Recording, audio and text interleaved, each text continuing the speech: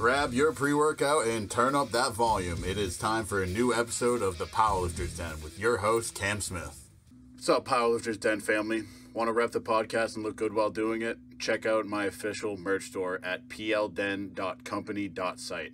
We've got tees, hoodies, beanies, hats, and more, and gear that'll keep you motivated in and out of the gym. Every purchase helps support me and the podcast and keeps the den growing strong. So whether you're hitting a heavy squat session or just lounging in style, we've got you covered. Head to plden.company.site and grab your merch today. Listen, I don't have a beard. I've got this glorious mustache. But even this stash deserves elite care. That's where Wicked Wolf Beard Co. comes into play. Their oils and balms keep the face fuzz fresh, soft, and ready for action. No crusty cowboy nonsense here. It smells great, feels great, and makes me look more like I lift heavy things.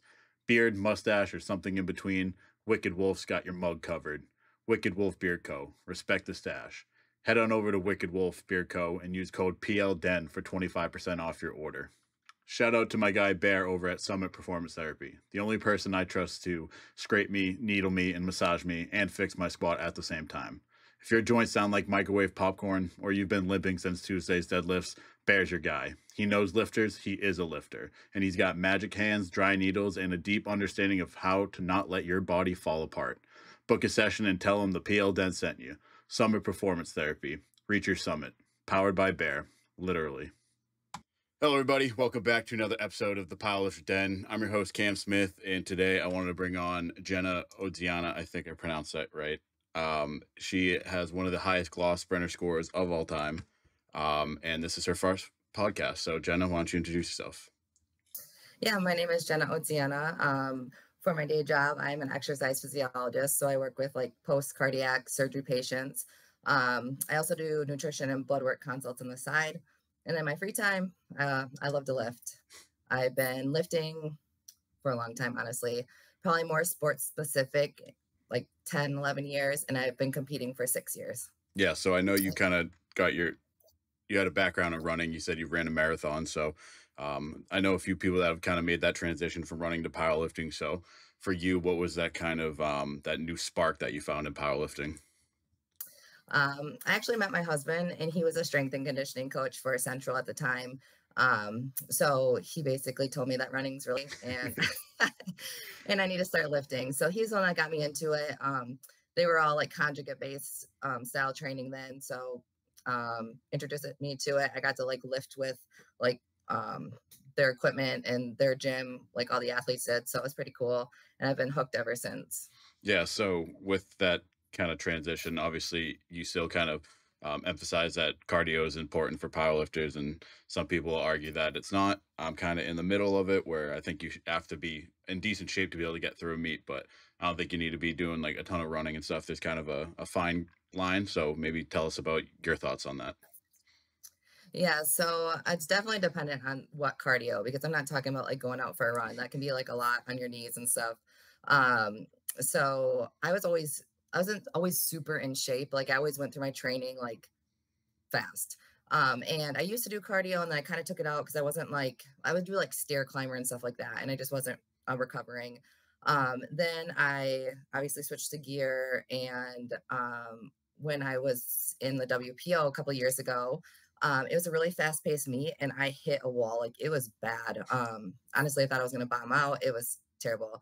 And so Ben Paulai coaches me, and then David Herrera, he's like my nutrition guy. And basically he said, "You're out of shape." And I was like, "What do you mean I'm out of shape?" And he's like, "You're not doing like any cardio." I walk a lot. And so I thought that was good. And we started incorporating like, just like a steady state cardio in the morning.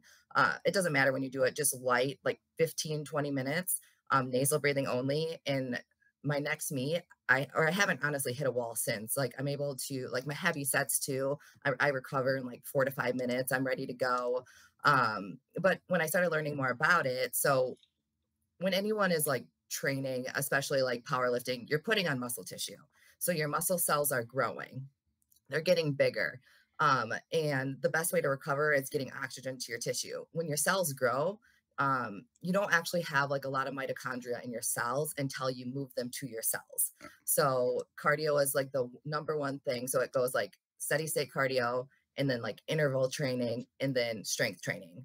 So that's kind of like the route to get more mitochondria to that cell. And the more mitochondria within the cell, the more ATP, the more oxygen utilization within the cell. So basically, you can recover a lot better. So I was obviously strength training. I did some interval type base, but like I just didn't have, like, for the level I was at, like I didn't have that like steady state. So when I added it back in, it was like a game changer. So now, honestly, like it's been one of the best recovery tools that I've implemented within my training. Yeah, and I found kind of the same thing of like when I came from a football and wrestling background. Obviously, wrestling conditioning is something that if you haven't experienced, it's like it's just hard to describe because being in wrestling shape is like the craziest thing ever. Like I wish I could still be in that sort of shape at this size, but it's just not possible. But in terms of like working out, like all of our football workouts is we did similar conjugate and we were doing about the same amount of volume and accessories, but we had a 45-minute window to do that. So I was always used to that fast style of training. Now, obviously when you incorporate gear and stuff, you need more time between sets. If you're working with a crew, like other people got to go and stuff, and like there's less monos and things that operate, but being used to that training, it's still like I'm only 2 or 3 years removed from college, so I still have that like kind of like fast, like let's go. So when we're spending 20-30 minutes in between top sets, I'm like I'm losing my mind. Right. Yeah, that's tough. And so with that kind of incorporating that running background in, and obviously you're at RPG and there's a lot of big guys that are probably hesitant against it. How often are you badgering them to get that done? Honestly, a lot of them listen to what I have to say. Ben was probably like the biggest challenge to actually like get him in because he's all about like the kettlebell circuits and stuff, and I get it. And I was like, dude, just add the Airdyne in, like, come on. And now he's starting to do it. So, but the rest of them, like, they'll come up to me, they're like, what do I need to do? And I'll be like, start adding like the rower in, or something simple. And I actually don't get much slack from it, so it's pretty cool. Yeah, and then so we'll talk about kind of getting onto the platform from being a runner. Obviously, I see that you started raw, well, in wraps. I think a lot of people do that, but maybe tell us about that first meet experience when you finally signed up for one. Well, I was nervous for it. I was actually like training for powerlifting for probably like a year and a half, and then finally Ben was just like, what are you doing? Like, you train so hard, like, why, whatever. So my first meet was a lot of fun. Definitely not what I expected. Like, didn't even come close to what I wanted to, but it got me hooked. So ever since then, I've definitely been hooked, and I've always just been working to get stronger. Yeah, and were you still kind of lifting before you kind of were training for powerlifting, or is that something that was like kind of new to you and then you jumped into a meet? Yeah, no, I was lifting for a while. Like when Brent or my husband had introduced me to lifting, I was benching, I was squatting, deadlifting, all of that. So, but I actually have never been to.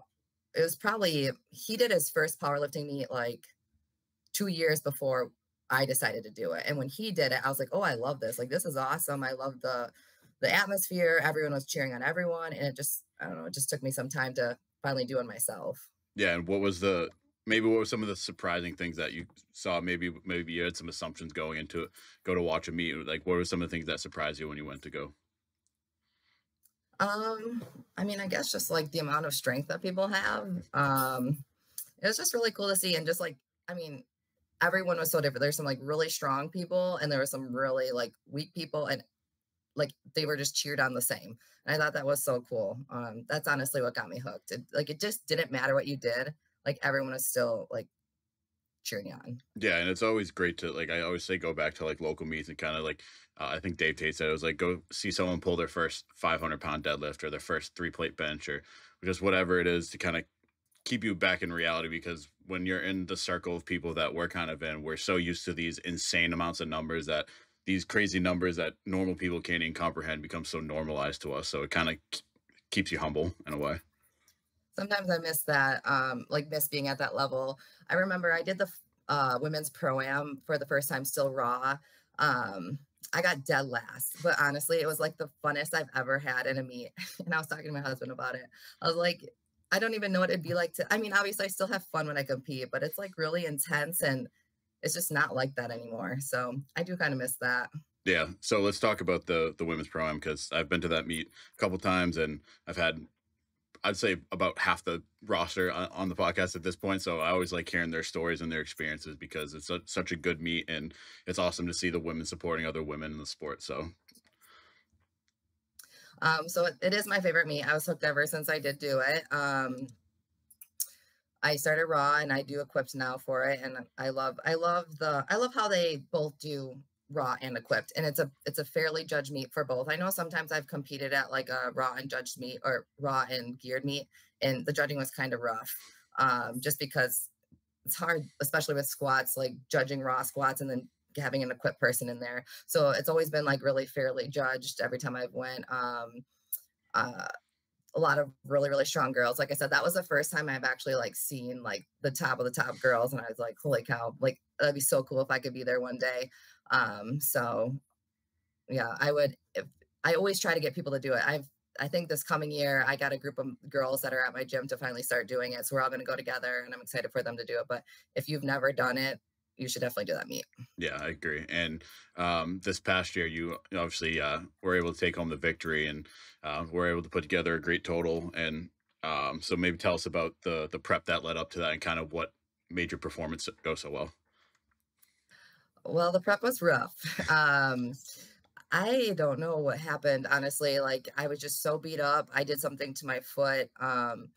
So I tore my knee. Like I tore my knee like a year before that going to ProAm, so I couldn't do it. Hmm. I competed Holy Wars and that was great. Honestly, like I feel really strong. That was before the ProAm. And then the ProAm, Holy Wars to the ProAm, I think it was like close. So it was like November to March. And like after Holy Wars, I was really strong. So I was like really pushing. And I think I just hit a wall. Like it was just too much. So I couldn't really squat. I think like my biggest squat I took was 620 and it was garbage. I'm like, Ben, I don't know, man. Like, I don't know what we're gonna do. And then I I mean, I've always trained hard, so it just kind of showed up on meet day, but it was a challenge. It was definitely not I felt strong that day. It was still not the performance that I wanted. Obviously, we all say that squat. I kind of got screwed a little bit on squats, so that took me back a little bit. So I did tell my husband, I said, I don't care what happens on this meet. I just do not want it to come down to the last deadlift. And of course it did.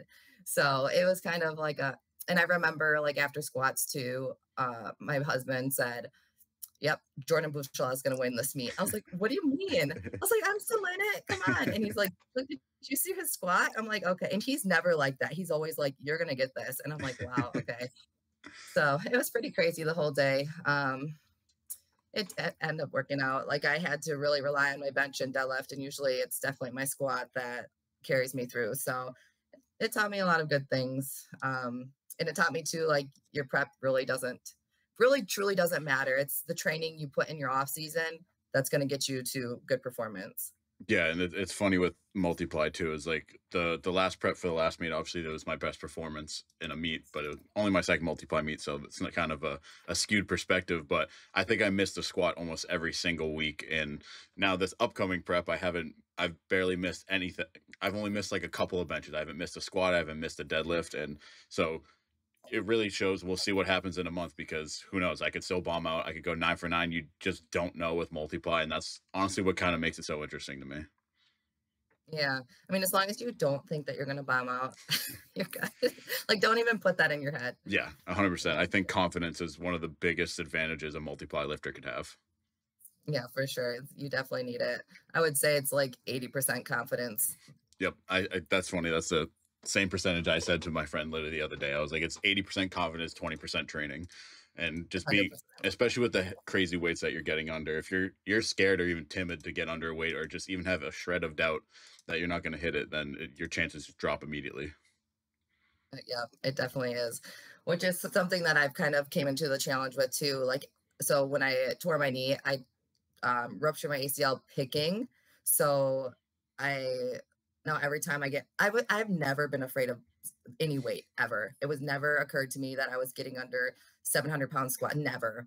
I picked 750, never an issue. So after I tore this, obviously, like every time I get under a bar, I'm like, oh shit, like what's gonna happen? And I was doing really good. Like after my rehab and I was doing really good. And then it like creeps back in, like what's gonna happen? So that's definitely something that I've been battling. Like you can't be afraid. Like for some reason that injury like faced reality, like shit can happen. Like not good stuff.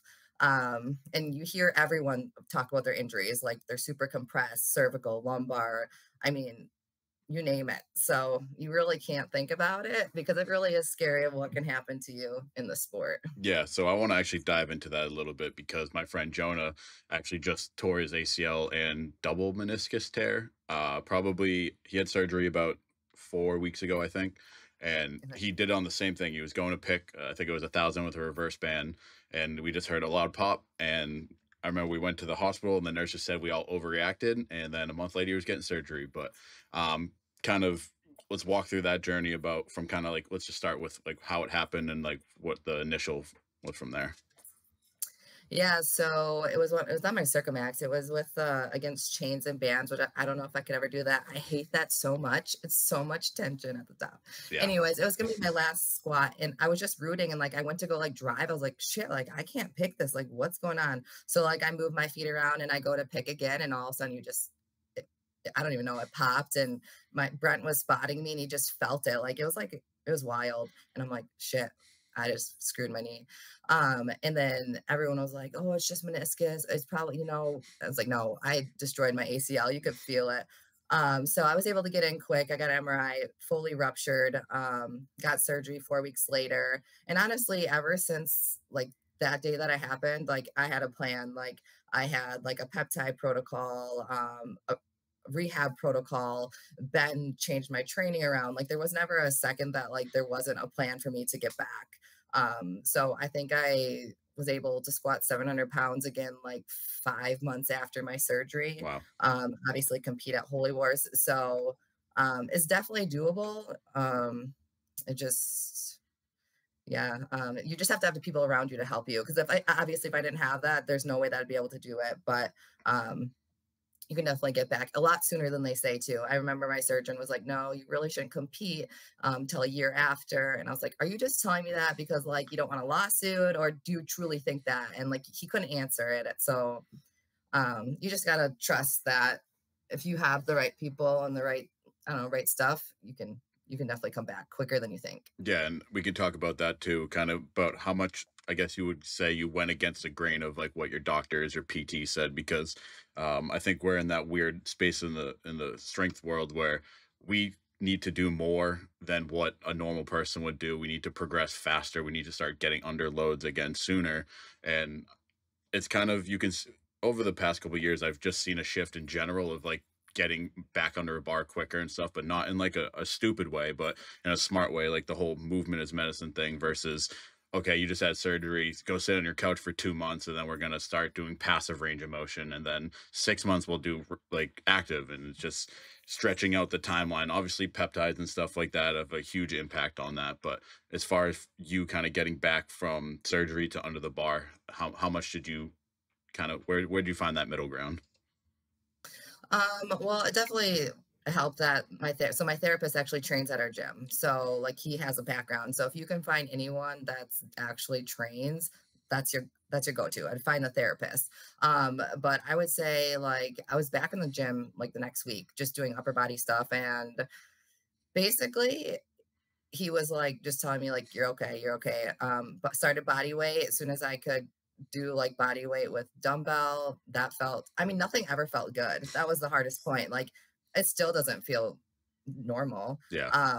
But if you like as soon as I got like range of motion back going to it, like I was doing what I could. So and you had to basically how I progress myself or how I progress is like the pain. So the first time I got under a barbell, I think and I was in my single ply briefs, I squatted like 400. My knee was sore for like, oh God, 7 days. And then the next time I did it, I don't know, a couple weeks later, a little bit more, and it hurt for like 5 days. So I progressed with my pain, like how my pain felt. Yeah. But I was definitely moving quick. Like when I could do it, I did it.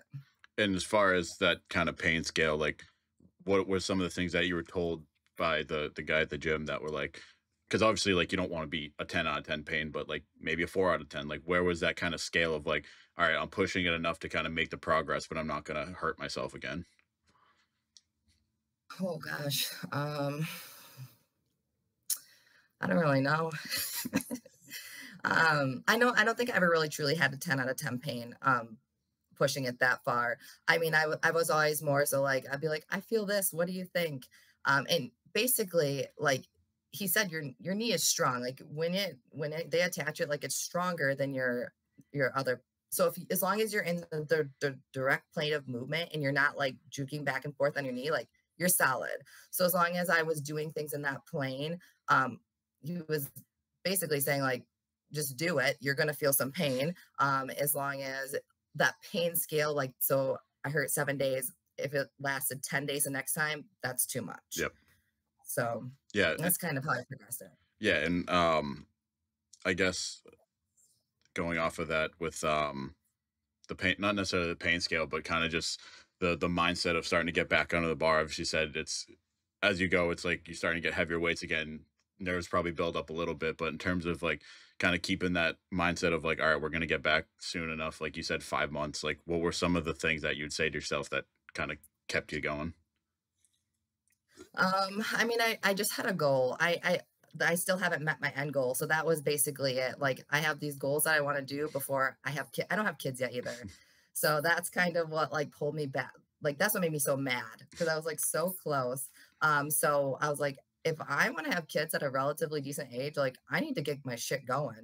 So basically that was it. Like if I mope around or if I'm like, pity party on myself, like that's going to get me nowhere. So basically, a goal that I haven't achieved yet is what kept me going. Yeah, and so I know the goals you're kind of chasing that 700-pound squat and that 700 gloss. I know you're gonna. I'm assuming you're kind of it's starting, not necessarily full swing of things of prep yet for the WPO, but you're pretty much right around that time. So, what do you think are some of the keys that are going to get you to where you need to be? Oh, my confidence. Just honestly trusting that's okay.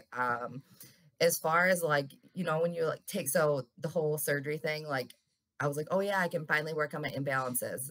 But it doesn't really happen. Like, Yeah, you because you're so imbalanced already because you had surgery on your one knee and you like try to fix what you can, but you're also like you're going so you're progressing your weights. So as far as that, I didn't really fix what I wanted to. It was good because I got time off from the heavy weights, like the compression and stuff. So I would say that was probably like the best thing that happened to me. Some like forced time off.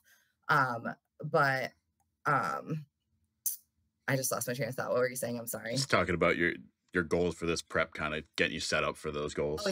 yeah, so I'm kind of like just still trying to like get through my imbalances. My squat is like my biggest thing that I just need to focus on because that's like it's rough right now. So I think like my bench is coming together, my deadlift finally came together. So now my focus is just trying to get my squat back going. Because there it's there's I don't know what it is, but it's just not there yet. So that's gonna be my biggest thing. If I can get my squat down, I know that like this meet's gonna be solid. Yeah, and I think any important part of a prep is obviously the crew you're with. So we'll kind of talk about what it's like being at RPG. Obviously, you got Ben, you got Brent, you got all those guys there. So maybe tell us about your kind of experience with them and why you love that crew so much. Um, they're just so full of knowledge, honestly. So Ben and Brent are great, obviously, because Brent knows who I am, but he can't train me. It was bad. Like we Conflict just of fought. interest, So yeah. yes, absolutely. So Ben does all my programming, and then Ben basically coaches me, but Brent also is really good at cueing. So if like Ben's like telling me something that I don't understand, Brent can cue me and it basically comes together. So those two, but honestly, like everyone at our gym knows how to spot. Everyone at our gym, a big portion of our gym now is multiply. So unfortunately, I don't train in the morning with them like Ben and Brent and them. They have like a morning crew that I can't because I work, but like at night, there's still people. So I basically train alone, but like when I'm squatting though, there's like three little crews. So we all kind of help each other. Um, Everyone kind of brings like their own knowledge to, so like if you're struggling on something, there's always someone that can tell you something to try to improve what you're doing. So we're kind of all learning together, honestly. Ben and Brent are probably one of the first ones that got into gear, so they know a little bit more from that, but we're all kind of learning together on how to improve our technique on the gear. Yeah, and that's what I love about our crew too. Is because I mean we're like I said, my friend Jonah obviously just had surgery. John just had surgery. So like the the equipped side of our crew is obviously it's just like right now it's pretty much just me, and Obviously our crew's great. We have great energy and still, and like everyone knows how to spot and stuff. But having that like those people like squatting with you, doing the circuit max with you, like that's the fun stuff that I'm looking forward to them getting back under the bar with me. Yeah, yeah, it's always fun. More fun when you have people to squat with you, for sure. Yeah, and as far as the rest of the gym, it seems like the gym has a lot of strongmen there too. Is that true? Yeah, there's a good sized strongman group, maybe like 10 guys or so. They're great too. They're always jumping in the spot and help load if needed, so they're really good as well.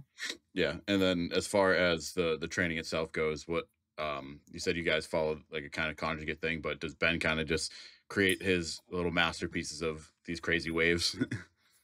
Honestly, yeah. I mean, I've been with Ben for since like 2018, so like he's really learned my weaknesses, so that's really good. But I'm kind of like his guinea pig, quite honestly. Like he'll try something, and if it works, like he'll kind of roll with it. But no prep has been the same.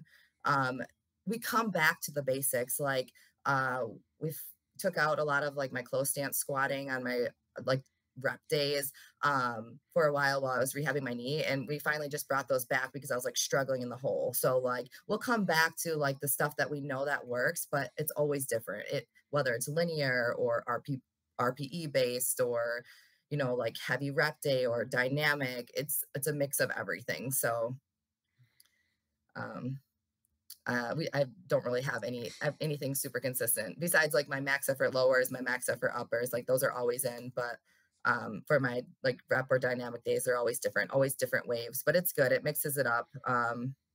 It's fun. Yeah, and as far as programming for like I guess for some coaches, where do you think they kind of miss the mark in terms of I guess individualizing or prepping someone that's in a multiply versus like just general training?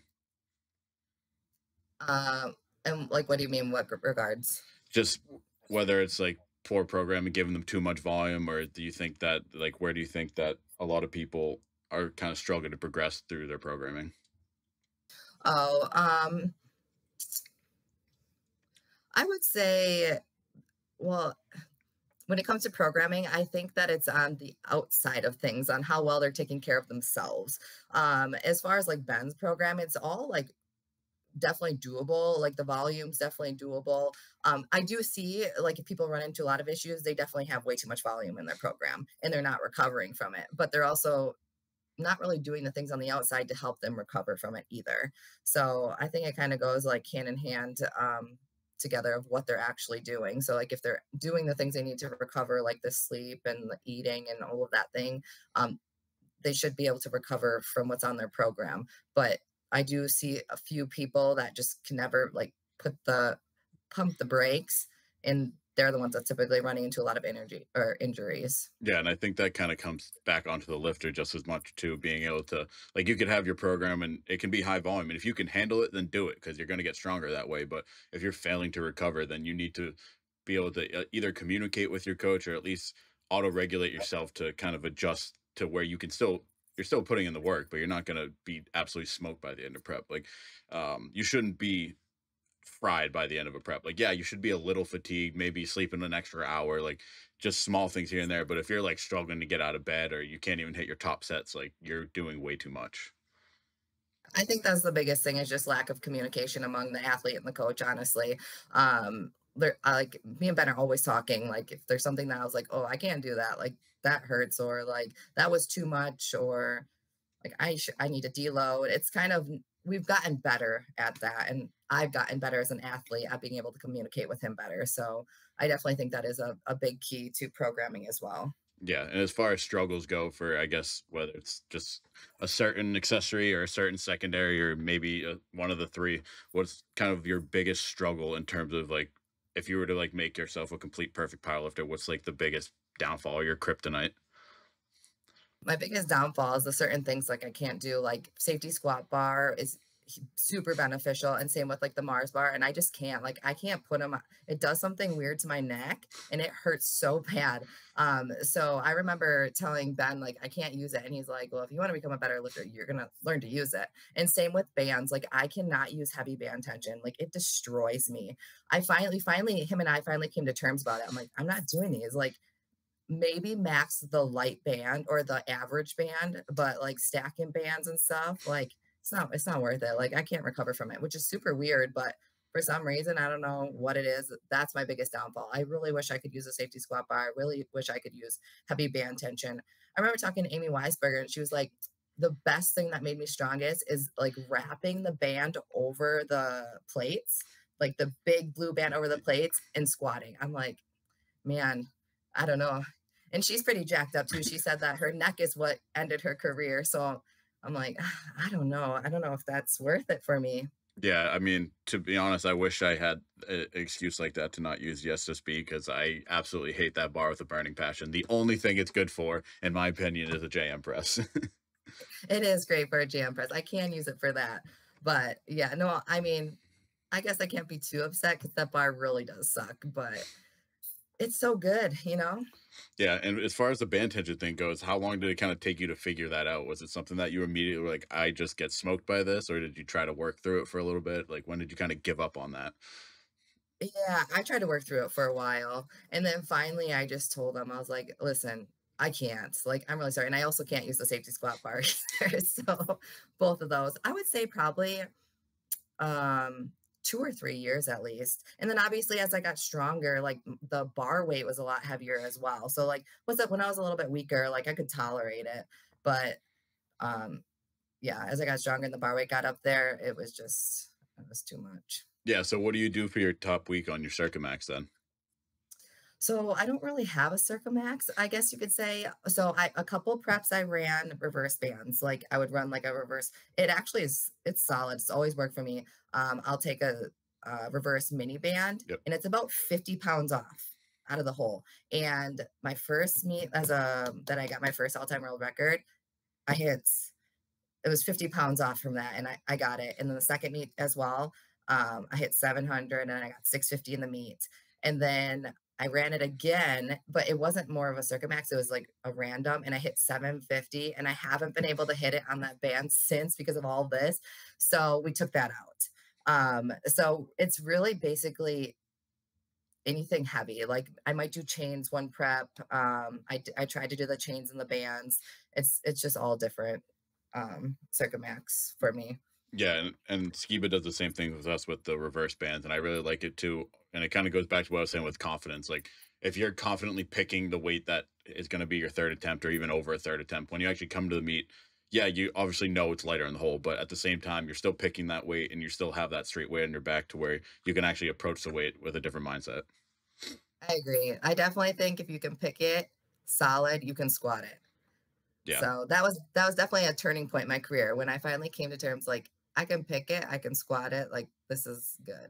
So Yeah, especially with the micro minis, like to be honest, those that's just a placebo. Those don't do anything. So when you get to yeah, if you hit that squat and you're like, all right, we're fine. You just need to recover at that point. That you're gonna get more poundage out of your recovery during the deload week than what that's taking out of the hole. 100%. Yeah. The last couple of preps I have ran the micro, like I'll take my first seconds and the seconds and thirds with reverse micros. So I like that um for kind of like a little wave leading up to the meet. Yeah, and as far as the crew goes, are there any other women that you kind of compete with or go back and forth with, or is it mostly just kind of on your own, I guess, in a way? As of recently, I guess not go back and forth because she's just getting into it. We have her name's Christina. She's just got into gear and she's doing her first meet in October. So I'm really excited for her. She's strong. I think she just squatted like 700 with reverse minis. So she'll be definitely someone to like get me going when she gets herself going and getting into gear. So I'm excited for her. And she trains at nights. But other than that, no, not really anyone. I have all this gear. I just need someone to come in and train with me. Yeah, and then kind of outside of the gym, obviously, as any powerlifter does, they have a day job, and yours is in the same kind of sphere as health and fitness. So maybe tell us about a little bit about what you do at work and maybe how those kind of can intertwine with powerlifting. Yeah, so I work in a clinical setting, an outpatient setting for anyone that has cardiac or vascular surgery. So I'm working like with post bypass or post heart attack patients. And the biggest thing is mentality. Honestly, like trying to get them to come back rehab back from having a heart attack or get back to like, because it's like an exercise based program. That's what I'm doing. Hmm. And just connecting with them on that level. And honestly, ever since I tore my knee, it's helped me even more because that took me out of something that I love to do for a period of time. And typically, when someone has a heart attack or bypass surgery, they can't do something they love. They can't work or they can't go, or something like that. So that's been really helpful to connect with them that, like, hey, like, I did this, you can do this. So that's been really cool. That definitely has helped me in my career with that, working with that type of patients. Yeah, and I think that's what one of the things that um, I love between the two worlds, because if you can, and especially with talking people who have been in this and gone through injuries, like you kind of get to get a better perspective of like what they need to do, or like you've been there before, you know how they feel, you can get them through these times. Yeah, absolutely. And it also helps too, like, I mean, I do really well with my nutrition and stuff. I do all the stuff I'm telling them to do. So they're more keen to listen to what I have to say than like if you were kind of like out of shape or whatever, trying to run a program like that. So that's been helpful as well. And because I do specialize with nutrition, like I set them up with like a legitimate like nutrition, something that realistically that they can follow and still live whatever life they want to live. So Yeah. that's been helpful. So I think we should dive into nutrition too, because for me, the hardest part of powerlifting is eating. And I think the the nutrition advice that you hear in the powerlifting world is so far spread out and so disconnected in so many different ways that I kind of want to hear about maybe what are some of the basics for you that you think are important for a performance-based athlete.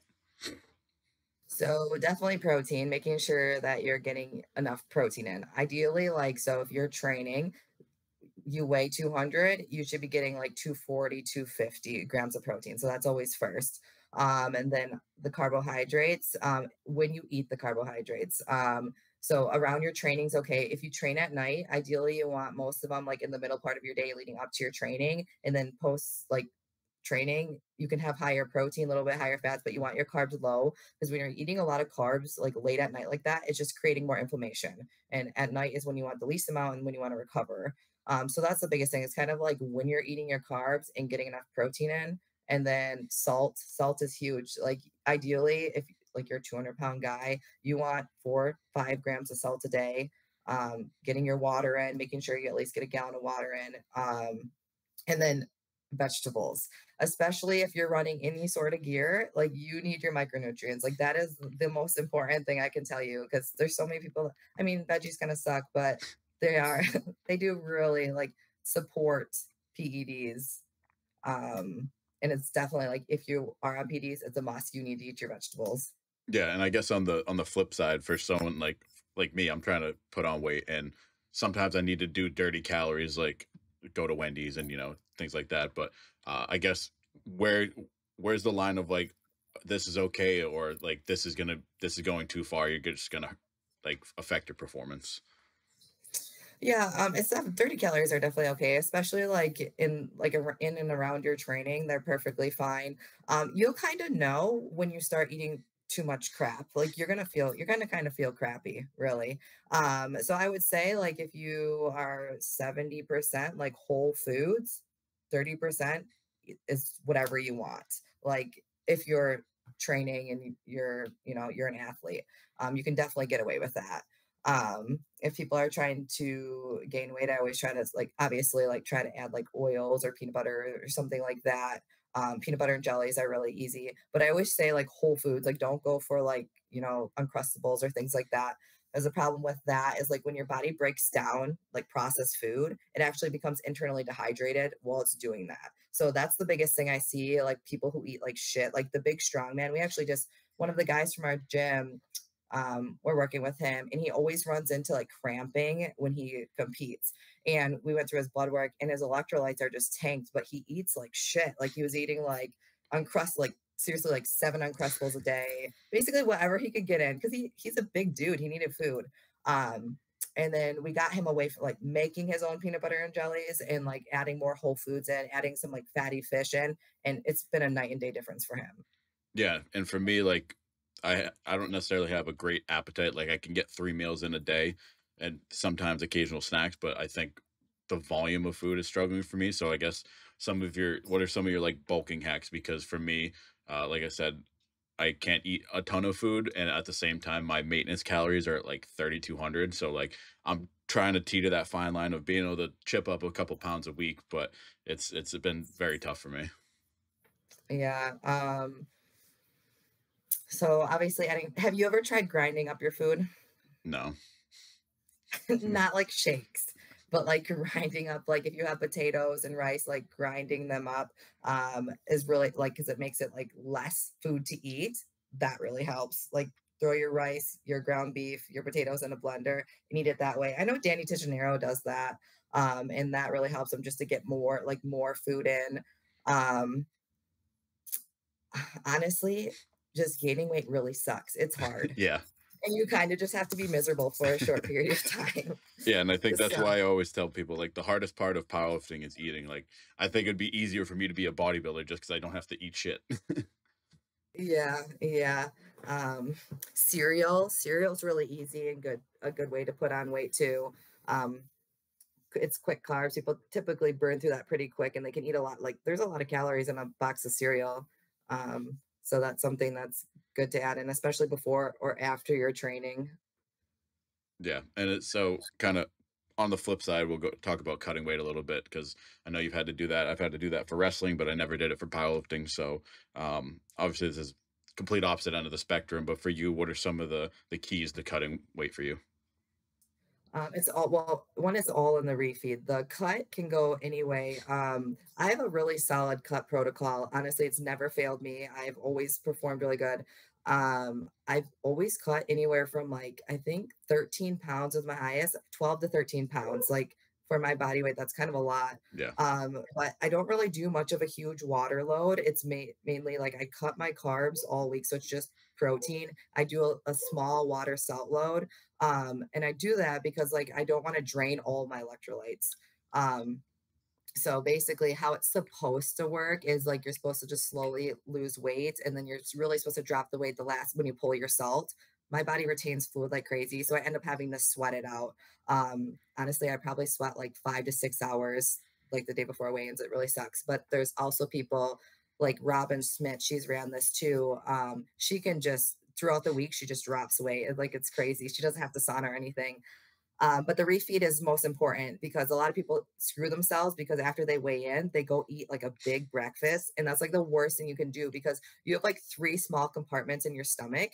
And if you don't fill them with liquids and electrolytes before food gets in, you physically cannot fill them with any type of electrolyte or water. So you're not hydrating to your full potential. So I always run like after weigh ins, I'll do like a liquid protein shake. I'll do orange juice as much as I can drink salt tabs. Like my whole salt like refeed is 15 grams of salt that oh my day. god.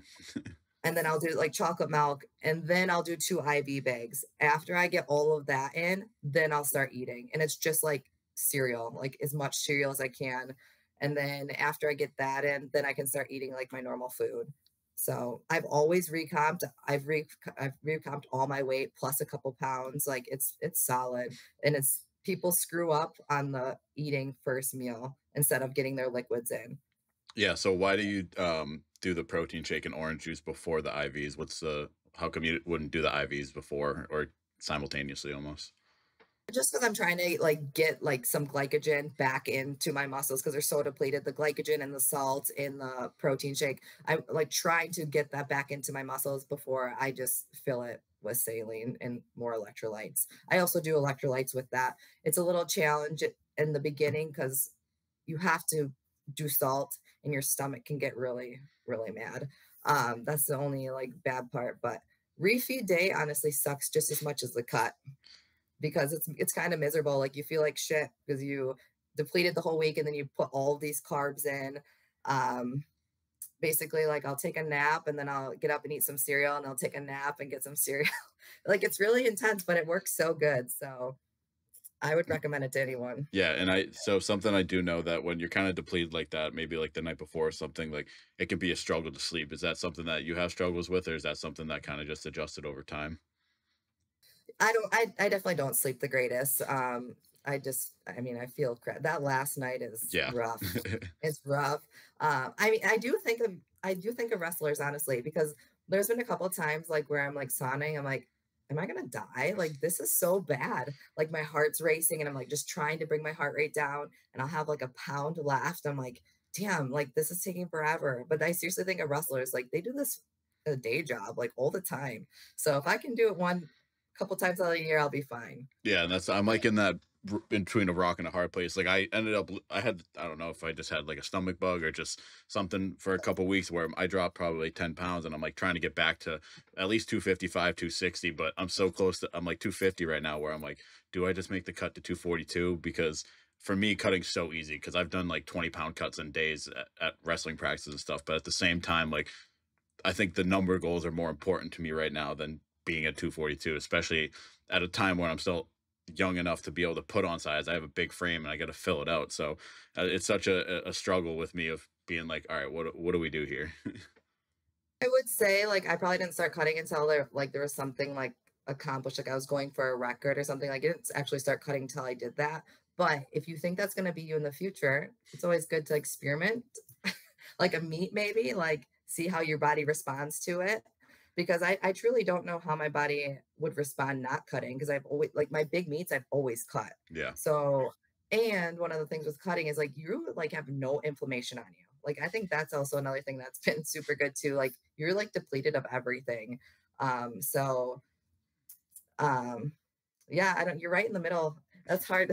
I It's a know. hard Yeah. call. Well, it's funny that you said like the no inflammation thing because now I'm thinking back to the I remember Kevin Oak would say when he would cut he found that like a 12-pound cut would be more beneficial to him than anything else, whether it was not cutting or going up to like a 20-pound cut because he would be able to recomp so well. And I'm assuming the reason he performed so well is because, like you said, he had no inflammation, but and he so that kind of obviously it's a lower percentage body weight than you, but maybe that's the reason why it works so well. Yeah, I'm thinking honestly that's a big reason for it, but it's all about the gear. Like if you feel like your gear's fitting you right now where you're at, um, would putting on like, I don't know, 10 extra pounds within this because you're competing in 4 weeks, right? Yeah. Would that do you a solid or is your gear kind of loose? Well, so that's the nice thing about my briefs have the corset and my I wear an LUP, so I have that adjustability factor for those. And but my metal briefs that I pull in are a little loose, so it'd probably help me. And then my shirt's kind of in like that little ground where I think if I went more than 5 to 10 pounds, it would be a little too tight for what I can handle currently. But like what's today? Sunday. On Friday, it fit pretty well, and I was like 252. So that's why I'm like, I think if I get to like 255, 257, I'll be in a perfect spot. Yeah, that's what it yeah, so I would use that about whether or not going up or not. Because I've definitely had to get new gear as because I moved up a weight class. So that is kind of the challenge. That is a challenge for me too. Because off season I kind of dropped some weight. I sit heavier like coming into my preps, like on a 6, 7 pounds, and that does a lot for my gear. But then the off season, you're like, wow, this kind of sucks. But like, I don't want to be sitting 6, 7 pounds heavier because it's kind of a lot. Like, I don't, it's not that I feel bad, but you don't feel your greatest when you're a little bit heavier, full of glycogen, things like that. It's kind of harder to get around, but my gear doesn't fit the same. So that's also a challenge too, especially in the shirt. Yeah, there was one point where I did get up to I think the heaviest I ever stepped on scale was like 267, and I did not feel good. I was bloated as hell. I'm like, so like right now, like the 255 range is like I'm comfortable there, and it's like once you start, but a year ago I was comfortable at 245. 2 years ago I was comfortable at 235. So it's like that slow chipping of like that's why I don't want to cut. I want to just keep making that progress. It's just that slowness of it is driving me crazy, but I know that the longevity of it's more important. Yeah. You could always try doing like a little salt load too. Sometimes like Brent will do that. He'll like salt load the day before. So he'll have like 3 or 4 more grams of salt than he usually does and up his carbs a little bit that last meal. And he retains quite a bit of fluid, like bloats out his gear. So something that you could also try too if you're like have a heavy squat or bench or something and want to fill out your gear a little bit more. Yeah, and that was actually going to be one of my questions for you is do you think someone, I guess like me or just anyone in general that isn't cutting but maybe trying to bloat or fill out or just be a little bit heavier meat day, do you think getting an IV bag is even worth it? Like I know they can be expensive. Do you think it's something that is worth that extra dose of electrolytes and nutrients, or it's just something that they should just drink water? Well, I think I definitely think it's beneficial, getting an IV bag. I know that Brett didn't cut, and I gave him an IV bag, and he blew like, he really blew up. But as long as you're having, like, sodium with like, get your normal meals in and make sure you are still getting sodium, because sometimes people who get an IV, they'll just, like, pee everything out because they don't have enough, like, sodium or stuff, so that can kind of offset the benefits. But, yeah, I mean, hydration is key, so if if it's something that's doable for you, I definitely think it's beneficial. Yeah, and then I guess while we're talking about the gear and the fitting and stuff, what kind of tell us about what you use for your gear setup? Well, I'm sponsored by Overkill, so I use a majority of his gear. Um, I do have briefs from him. We're trying to work on a pair of briefs that fit me, but I have Titans and they're my babies. I've used Inzers before, but I right now I have Titans. I think they're the Titan Boss briefs. Mhm. It's a triple ply. I have the corset on the back, and then I'm in a canvas. He just had to make me a new canvas because I would the canvas he had, like, my leg angle wasn't big enough, so, like, I, like, hit a wall right at parallel, and if I was a little bit too beefed out for my gear, like, it's hard to Binding get up, down. yeah. Yeah, so he gave me a new, just made me a new suit. It's a challenge, like, it's so different, like, I'm able to get to depth so much easier, but I really need to crank my straps. So, I'm still wearing my Titan briefs, but I do have the new canvas, and I like it. This is the challenge, though, because it's like now I have a whole new suit to learn. It's kind of like the LUP. I did love my LUP. I had some of my best squats in my LUP. Um, but they're just so different depending on what type of canvas you have. So I did like both my canvases he gave me, but it just depends on the leg angle, and that will depend how tight your straps need to be. Yeah, and And then yeah, for me, go I ahead. mean, I love the LUP, and I keep telling somebody like I want to get like a second set of straps or like another ply of straps because I can handle the pressure so well, and I love an absolutely crank strap. And I was like, I want to like have like some sort of like modified LUP to like get even more out of the straps and just see what I can handle because um what was it the when I did my Circumax a couple weeks ago, like they cinched the ever living shit out of those straps and I didn't pass out. So Do you tighten your hips or do you tighten your waist? so I go like an 8 or 9 out of 10 on the torso, and then I go like 6 out of 10 on the hip, and then we do absolutely nothing on the quad. Okay. That's definitely different than when I wore it. Like, I cinched the crap out of my hips, but they're just learning this from Skiba. Like, they just got the whole tight, and I kind of wish that I would have known that when I tried my LUP. But I mean, I'm in the canvas now, but yeah, the LUP is solid because it can, like, if you're heavy, you don't tie it as much. If you're loose, tie it a little tighter. Yeah, so obviously you've used both, so what makes you like the canvas more? Because I know obviously everyone that has like a good fitting canvas, they say they love it, and I know one of the biggest problems with the canvas is like you have such a small window of like body weight to where it's like it's not going to work anymore, or I can't even get in it. Yeah. My canvas fit like a glove when I first got it, so that's why I liked my canvas. I love the stopping power in the hole, like, that's what I really, really liked about my canvas. And I started with the OG, the OG Inzer canvas. That was my very first suit that I used. And I liked everything about it, but my waist, there was like so much bunchy material in my hips and stuff because it was like a hand-me-down canvas. So now that the canvas like fits all around, but the biggest thing that I like about the canvas is it's just easy. Like, you don't have to rely on like people tightening you, or like, did you set it the same way you set it last time? Like, I'm kind of like, I need my stuff to be how I did the time before that.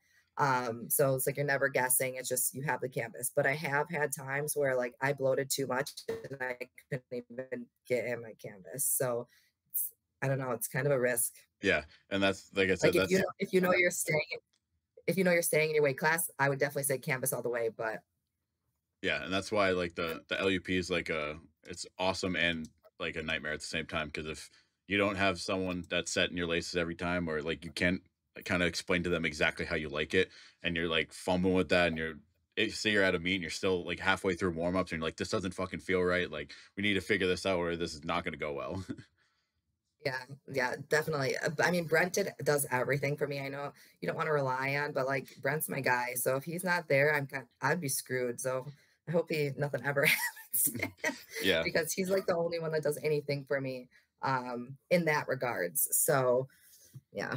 Yeah, and that's why, and that this is just not kind of on topic, kind of off topic. That's why I always say like I want to be able to perform the best in the worst situations possible. Like I want to, if I don't have the person that's wrapping me or setting my normal straps, like I still want to be able to hit the numbers that I can. So when I'm in that situation of like perfection per se, like I can even push it further or like I'm good to go. I don't have any worries. Honestly, that's great. I need to get there because I'm not there.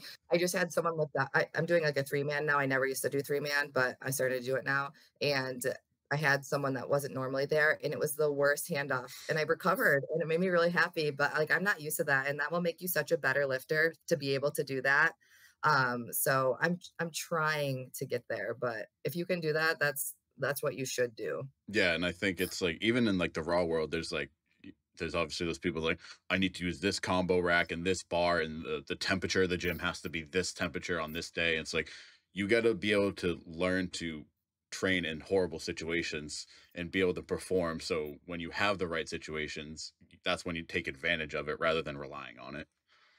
Right, yeah. We're lucky. We got like 3 different monos at our gym, so we're like always going from different mono to different mono. We have different bars, like different types of bench bars. So we are cycling like through that. So as far as like the environmental, it's pretty solid. But as far as like having people help, we're working on it. Yeah. Well, I know you just hit your first 400-pound bench. So, um, talking about that a little bit, what was that? Um, I guess that journey like for you and like, what's the next step from here? Yeah, so, the shirt was always, like, my worst. I remember when Ben put me in like, I started gear, the squat, like, I squatted 500 my first time in gear, so that was solid, but my bench, we're gonna do a meet, and I got a shirt, it was a Ragex. It was so tight. He's like, "Oh, they're supposed to be tight." It was I think I moved it 2 inches. I'm like, "Holy shit, like, I'm not competing, I can't even use this shirt." And I bought my first meet on bench. So, the shirt has always been a big challenge for me, and Same. that's also one of my biggest imbalances too. Like, something going on with my scap and my pec. It's always something, but like trying to just become more balanced to be able to like. I always like lose my arm when I'm coming out to press. So that's always been like my biggest like downfall of the shirt. Um, but the gray line has been very solid for me, and I've been able to learn it. Like finally getting a shirt that fits because I had the Ragex and then I had the black overkill, and then I finally got the gray line, and I've had the gray line for now for a solid like year, a little over, and like being able to learn a shirt has like been solid. Like staying on a shirt and learning it is like my best advice I could give to anyone. I'm sure a lot of people say that. But I don't test my max effort. Like I always do back down touches. Like I'll do like, board work or whatever, and then we'll do back down lightest weight. I rarely ever get to press like to my chest. So I don't get to test it often, but I have tried 400 a couple times, like when I do, and it's hasn't been there. So I'm excited for it.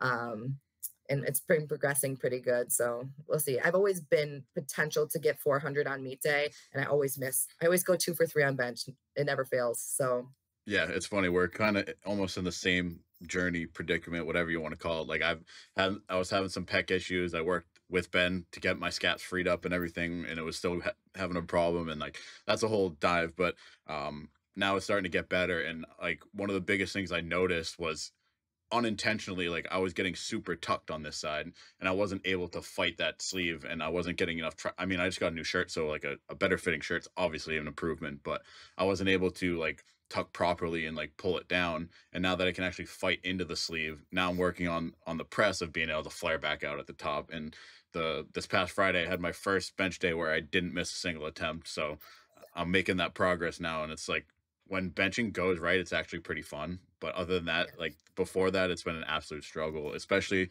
someone like me who's benching like probably I haven't tested in a while because of my pec, but I'd say low fours, if not maybe just four. But There's people that are benching that are pressing 650, 700, and I'm out here struggling with like 520. So now I'm like, all right, we're getting to that point where we should be able to actually make some progress on it. Yeah, for sure. It's fun when you can finally get it together. But as long as you keep up with your triceps and like your top end power is when you get the touchdown, you'll definitely make some big progress. Yeah, well, I think we can kind of wrap things up here. So I'll ask you my final question. If you could give a new powerlifter or someone going into their first meet a word of advice, what would you tell them? So the biggest thing is like open light. Like obviously you've probably heard that a lot, but that's like the big thing. Because you want to do good your first meet. That's what hooked me, my first meet, and then it was history after that. So if you can stay in your meet, you're gonna have fun, you're gonna want to keep going. As far as just a new lifter in general, I would just say like just take a minute and appreciate with where you're at. So like that has been like a big eye opener for me because it's always like what's next, what's next, what's next. And like obviously when I tore my knee, like I was strong as shit. My squat was it was crazy. And then working back up to it, like I was looking back at old videos and I'm like, damn, like why did I always thought like I wasn't strong enough. Like that was freaking strong, man. So people just like realize like where they're at and just appreciate it and be like, okay, that was a good day. Like I'm strong. Know that you'll get stronger, but like appreciate that. I just saw Laura, or not Laura, Leah Reichman. She posted a video from when back in the day, Yep. and that's what made me think of that. Like probably during that moment, she's like this isn't strong enough. Like I'm not gonna post this. But then now looking back, she doesn't compete anymore. Like that was strong. Like that was a good ass squat. She should have posted that and been praising that squat. So like I think we're all stuck in the mind of like we just want to get stronger, we want to get better, we just don't appreciate where we're at. And that's really important. I think in the sport. Yeah, and I think there's that fine line of like being content versus kind of appreciating where you've come. And like everyone, if you're like, oh, I'm happy with this, but in your mind you go, okay, this isn't enough, we got to keep going. But instead, like, you need to kind of find that little middle ground of being like, all right, this is cool, like we did this, we have bigger goals, but let's appreciate that we've come this far. Absolutely. That's it. You need to find the balance, but really truly just look back sometimes. Yeah, well, I wanted to thank you again for taking the time to come on. It was my pleasure. Yeah, thanks for having me.